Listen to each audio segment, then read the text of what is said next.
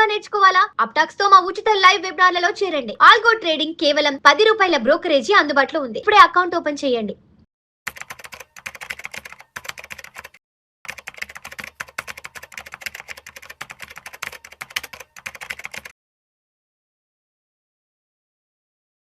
Sir నమస్తే sir, Chakradhar గారు. నమస్తే అండి. Welcome to Suman TV and welcome to Vishnu talks. Thanks sir. So Chakradhar గారు, ఈ వీడియోలో ఎస్ఐపి ఇన్వెస్ట్మెంట్ గురించి కొంచెం డీటెయిల్గా మాట్లాడుకుందాం. సార్, నెలకు ₹1,00,000 కానీ, ₹1,25,000 కానీ, ₹1,00,000 జీతం వచ్చే వాళ్ళు ఎవరైతే ఉంటారో, అది కూడా రీసెంట్గా మ్యారేజ్ అయిన వాళ్ళు అండ్ నెక్స్ట్ 1-2 ఇయర్స్లో పిల్లల్ని కనాలని ఎక్స్పెక్టేషన్లో ఉన్నవాళ్ళు, వీళ్ళు ఎవరైతే ఉంటారో నెక్స్ట్ 15 ఇయర్స్ అప్పటికి వాళ్ళ పిల్లలు 8th 9th స్టాండర్డ్ లేదంటే 10th స్టాండర్డ్, అంటే ఆల్మోస్ట్ ఇంకా స్కూలింగ్ అయిపోయే వయసు వస్తుంది నెక్స్ట్ 15 సంవత్సరాలు అంటే. సో అటువంటి వాళ్ళు ఏదైనా నెలకి ఒక 25,000 చొప్పున ఎస్ఐపి మోడ్లో ఇన్వెస్ట్ చేసుకోవాలి అనుకుంటే 15 సంవత్సరాల తర్వాత ఎంత రిటర్న్స్ వస్తాయి, ఏంటి అసలు? ఇది చాలా మంచి క్వశ్చన్ అండి. ఎందుకంటే మా దగ్గర చాలా మంది వస్తుంటారు. మేము అట్లాగా ఈ ఫీల్డ్లో 15 ఏళ్ళ నుంచి ఉన్నాము. సో గతంగా మేము చూసాం ఎన్నో సంవత్సరాల నుంచి మ్యూచువల్ ఫండ్స్ ఎలా వర్క్ అవుతున్నాయి, వాటి మీద రిటర్న్స్ ఎలా వస్తున్నాయి.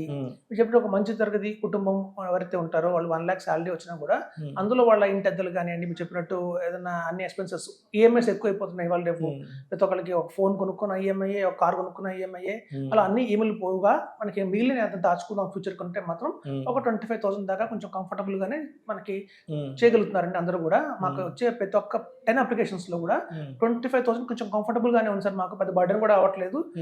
చేస్తాము, ఒక 15 ఏళ్ళు చేయగలుగుతామన్న దీంతో ఉన్నారు. అయితే చూడండి, మేము చాలా మంది ఎలాంటి ఫండ్స్ తీసుకోవాలి మోస్ట్ ఇంపార్టెంట్ అండి ఇక్కడ. ఎందుకు అంటే ప్రతి ఒక్కళ్ళు మ్యూచువల్ ఫండ్స్ లో ఇన్వెస్ట్మెంట్ చేస్తున్నారు కానీ రిటర్న్స్ మాత్రం వాళ్ళు ఆశించినట్టుగా రావట్లేదు. అందరూ కూడా చూడండి, చాలా మంది ఇప్పుడు అవైలబిలిటీలో ప్లాట్ఫామ్స్ వచ్చాయి. మనకి మంచి మంచి ప్లాట్ఫామ్స్ ఉన్నాయి, ఒకప్పుడు యాప్స్ ఉన్నాయి. సో అవి కూడా మనకి చెప్తున్నాయి ఇవాళ మంచి ఫండ్స్లో ఇన్వెస్ట్మెంట్ చేయండి, ఈ ఫండ్స్ మార్చుకోండి అని. కానీ ఇది ఎంతవరకు కరెక్ట్ అనేది గెస్ట్ చేయాలని తెలుసుకోవాల్సిన చాలా మంది ఉన్నారు. నేను మా ప్రాక్టికల్ ఎగ్జాంపుల్ చెప్తాను. నేను ఎప్పుడైతే 2006, 2007 ఆ టైంలో నేను కెరీర్ మొదలుపెట్టాను ఈ మ్యూచువల్ ఫండ్స్ మీద, వాటి మీద. మేము కొన్ని కంపెనీకి వెళ్తుండేవాళ్ళం, విప్రో కానివ్వండి, ఇన్ఫోసిస్, అట్లాగే మైక్రోసాఫ్ట్. వాటికి వెళ్ళి మేము ఏదన్నా ఒక మంచి 5 ఫండ్స్ చెప్పేవాడిని, సార్ ఈ ఫండ్స్లో ఇన్వెస్ట్మెంట్ చేసుకోండి అని చెప్పి. కొంతమంది ఏమో చూడగానే ఆగుదాము, కొంచెం ఏదైనా మంచి ఫండ్స్ చెప్తాడేమో అని ఎక్స్పెక్ట్ చేస్తారు. నేను ఏదైనా మంచి ఫండ్స్ చెప్తే వాళ్ళు వాటిని వెంటనే యాక్సెప్ట్ చేసేవాళ్ళు కాదు. అది నాకు అర్థమయ్యేది కదా ఎన్నాళ్ళకి. ఎందుకు నేను ఒక మంచి ఫండ్స్ చెప్తాను కదా, మాకంటూ కొన్ని ట్రైనింగ్లు ఉంటాయి, మాకంటూ కొంతమంది ఎక్స్పర్ట్స్ ఉంటారు, వాళ్ళు రీసెర్చ్ చేస్తారు, ఇవి చెప్పండి అని చెప్తారు. కానీ వాళ్ళ దగ్గరికి వచ్చేసరికి అలా ఏంటంటే వాళ్ళు ఏమో ఎక్కడో డిలే అవుతున్నారు, సంతోషంగా పడుతున్నారు. అయితే నాకు ఒక క్లోజ్ ఎంప్లాయీ ఉన్నాడు. నేను అడిగాను, ఎందుకండి మనం చెప్తున్నాం బాగానే ఎస్ఐపి చేయమని, మన ఫండ్స్ విషయానికి వచ్చేసరికల్లా ఎందుకు కొంచెం వెనకాడుతున్నారంటే వాళ్ళు ఏం చెప్పారంటే, మేము అందరం కూడా టెక్కీస్, అంటే టెక్నాలజీ ఉన్న వాళ్ళము, వెంటనే మనీ కంట్రోల్ కొడతాము, వాల్యూ రీసెర్చ్ ఆన్లైన్, ఆ రోజు వస్తే మీకు mutualfunds.india.com అని కొన్ని వెబ్సైట్స్ ఉన్నాయి. సో ఆ వెబ్సైట్లోకి వెళ్ళి వాళ్ళు బెస్ట్ ఫండ్స్ సెర్చ్ చేసేస్తారు. మనల్ని కలవకముందే వాళ్ళు సెర్చ్ చేసుకొని వాళ్ళు ఏం చెప్తున్నారో రాసుకుంటారు, ఉపయోగించుకుంటారు, బలానా ఫండ్స్ అని చెప్పుకుంటారు.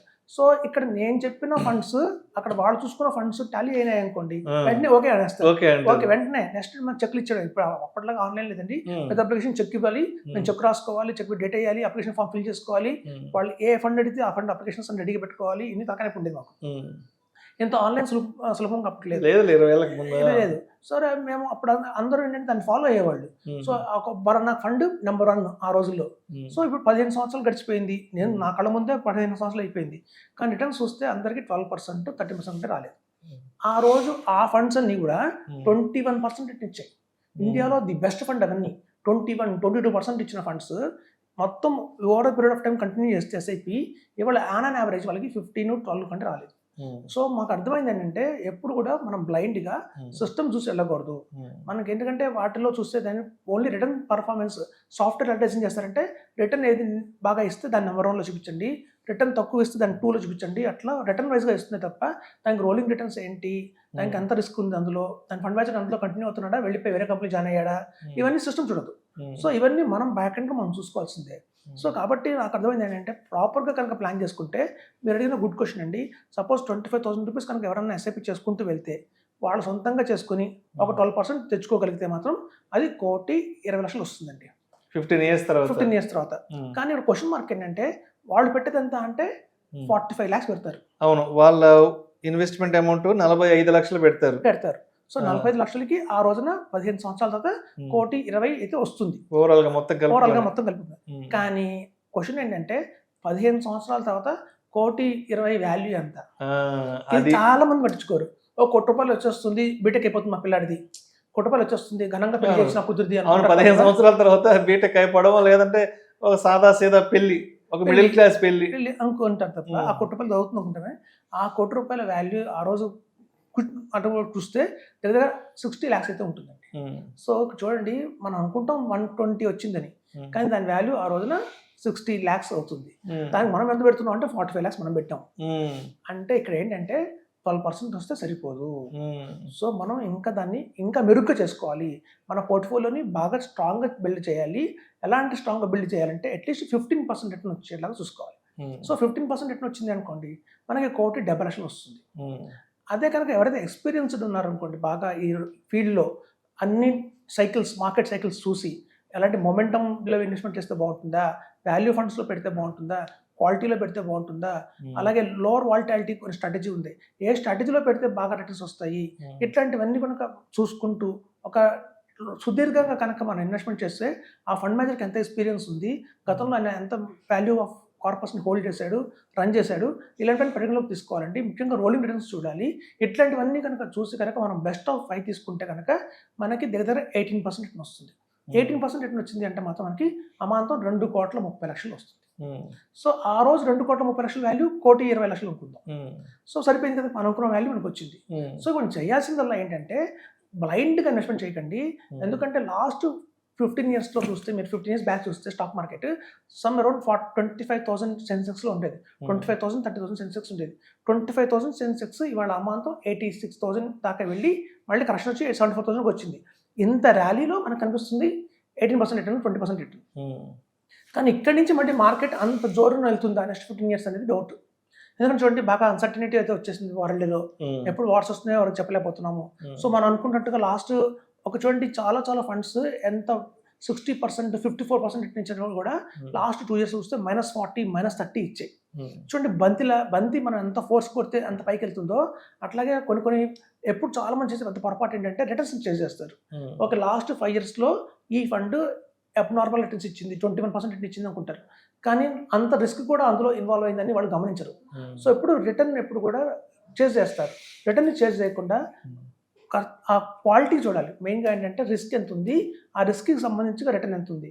సో కేవలం రిటర్న్ ఒకటి ఫోకస్ పెట్టుకోకుండా రిస్క్ను కూడా అర్థం చేసుకొని, ఫండ్ మేనేజర్ ఆయన ఎక్స్పీరియన్స్ అర్థం చేసుకొని ఒక ప్రాపర్ గైడెన్స్తో కనుక ఇన్వెస్ట్మెంట్ చేస్తే 18% రిటర్న్ తెచ్చుకోవచ్చు.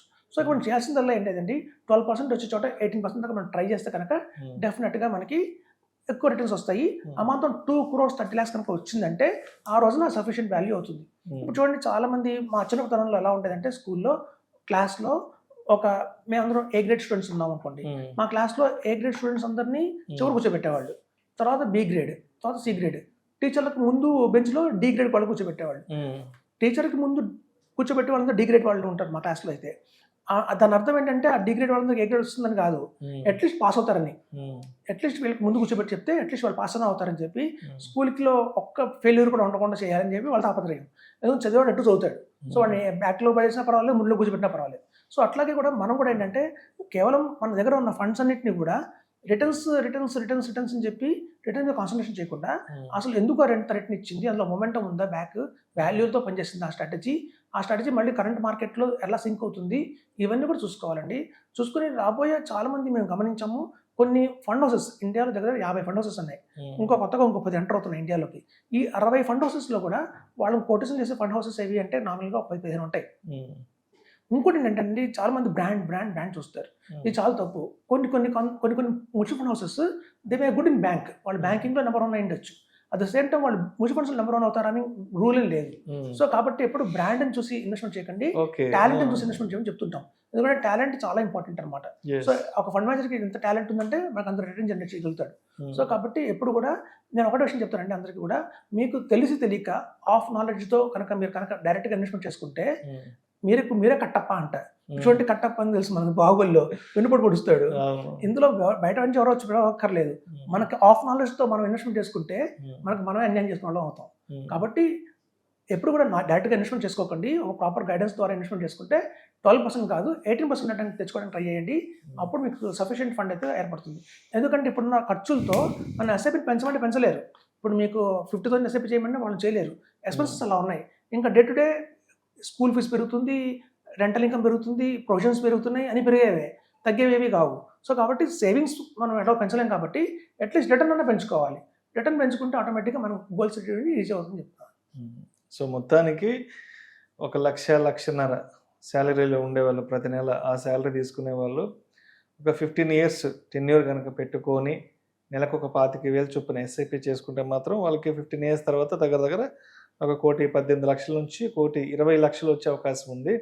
అండ్ అదేవిధంగా 15% చొప్పున కానీ మనం రిటర్న్ తీసుకున్నట్లయితే దగ్గర 1,54,00,000 55,00,000 వరకు వచ్చే ఛాన్స్ ఉంది. బట్ ఆ రోజుకి కోట్ అనేది హాఫ్ ఆఫ్ ద అమౌంట్ అవుతుంది కాబట్టి ఆ రోజు డెఫినెట్గా పిల్లల స్కూల్ అవసరాలకు కానీ మ్యారేజ్ అవసరాలకు దీన్ని తప్పకుండా ఉపయోగించుకోవచ్చు అంటారు. అవునండి. ఇప్పుడు కొత్తగా ఎస్ఐఎఫ్స్ కూడా వస్తున్నాయి. దీని మీద అవగాహన పెంచుకోమని చెప్తున్నాను. మ్యూచువల్ ఫండ్స్ అనేది ఓల్డ్ సిలబస్ అయితే ఎస్ఐఎఫ్ అనేది న్యూ సిలబస్. ఎప్పుడు చూడండి గవర్నమెంట్ మనకి సిలబస్ మారుస్తుంటుంది స్కూల్లో. అప్పుడు ఉన్న వాతావరణాన్ని బట్టి కరికులం మారుతూ ఉంటుంది, సిలబస్ మారుతూ ఉంటుంది. అట్లాగే security exchange board of India ఈ మ్యూచువల్ ఫండ్స్ అనే ఓల్డ్ సిలబస్ కాదు, ఎస్ఐఎఫ్ అనే కొత్త సిలబస్ పట్టుకొచ్చింది. కాబట్టి కొత్త సిలబస్ మీద అవగాహన పెంచుకోండి, ఎస్ఐఎఫ్స్ చేయండి, మీకు మధ్య లాభాలు వస్తాయని చెప్తున్నారు. Right sir. Thank you so much Chakradhar గారు. థ్యాంక్స్ అండి.